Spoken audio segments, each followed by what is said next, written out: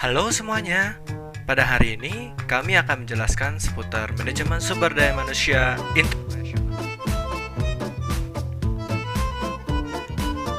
Oke, langsung saja kita mulai pembahasannya.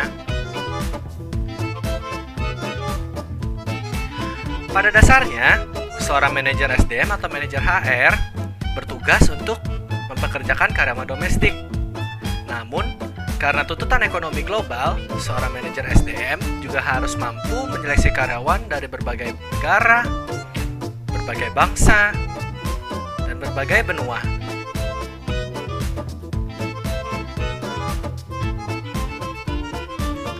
Juga dari berbagai suku, ras, golongan, agama, dan berbagai latar belakang.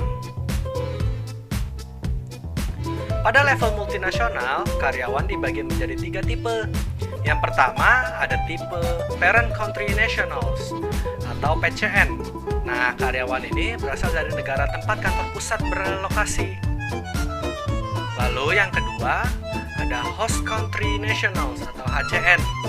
Karyawannya ini berasal dari negara tempat perusahaan itu memiliki cabang. Lalu yang ketiga adalah Third Country National, adalah karyawan yang dari pihak negara ketiga atau pihak ketiga.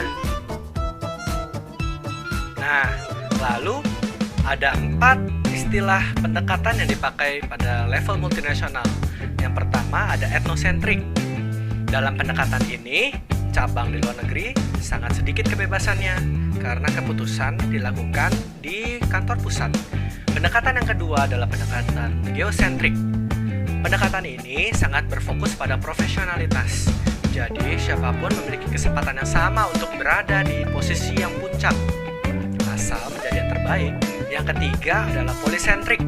Pendekatan ini, cabang diberi kekuasaan dan otoritas tersendiri dalam mengelola dan mengambil keputusannya. Lalu yang terakhir adalah pendekatan regiosentrik. Pendekatan ini mencerminkan strategi geografis, promosi, dan mutasi hanya dalam lingkup regional saja, seperti Asia, Amerika, dan lain-lainnya. Selanjutnya, kami akan menjelaskan alasan mengapa perusahaan multinasional perlu melakukan transfer staff atau melakukan expatriate staff dalam bentuk penugasan internasional.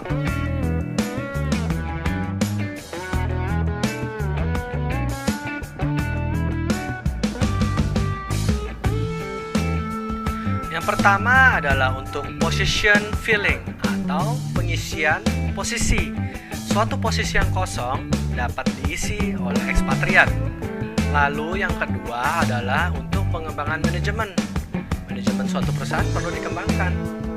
Dan alasan yang ketiga adalah untuk pengembangan organisasi supaya organisasi atau perusahaan tersebut dapat semakin maju. Yang selanjutnya adalah tipe-tipe penugasan internasional. Ada 3 tipe penugasan internasional. Penugasan yang pertama adalah penugasan jangka pendek. Penugasan jangka pendek hanya kira-kira berdurasi 3 bulan.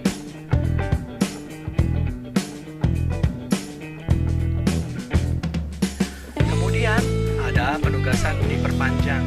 Nah, penugasan diperpanjang ini biasa berawal dari penugasan jangka pendek yang diperpanjang menjadi 1 tahun. Kemudian yang ketiga adalah penugasan jangka panjang. Penugasan jangka panjang ini berdurasi dari 1 hingga 5 tahun.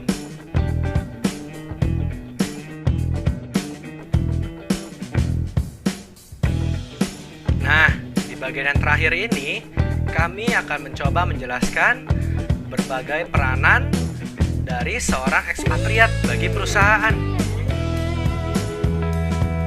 Peran yang pertama adalah sebagai suatu agen pengendalian langsung atau fungsi controlling. Peran yang kedua, seorang ekspatriat diharapkan juga menjadi suatu agen sosialisasi antara kantor pusat, kantor cabang, dan masyarakat di sekitar. Lalu peran yang ketiga, para ekspatriat juga diharapkan menjadi seorang yang dapat membangun jaringan kerja antara kantor pusat dan cabang.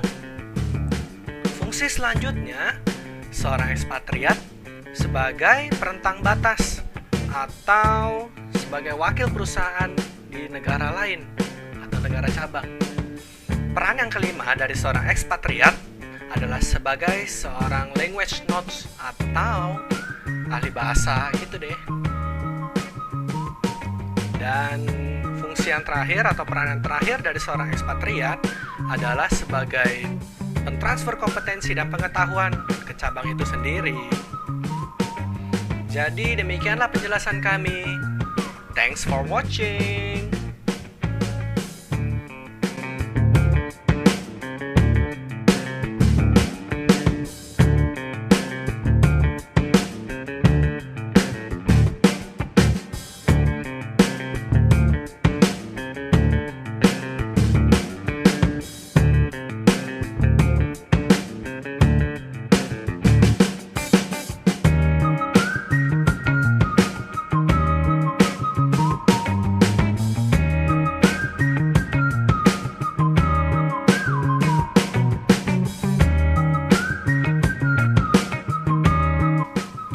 Hello, the editor is here.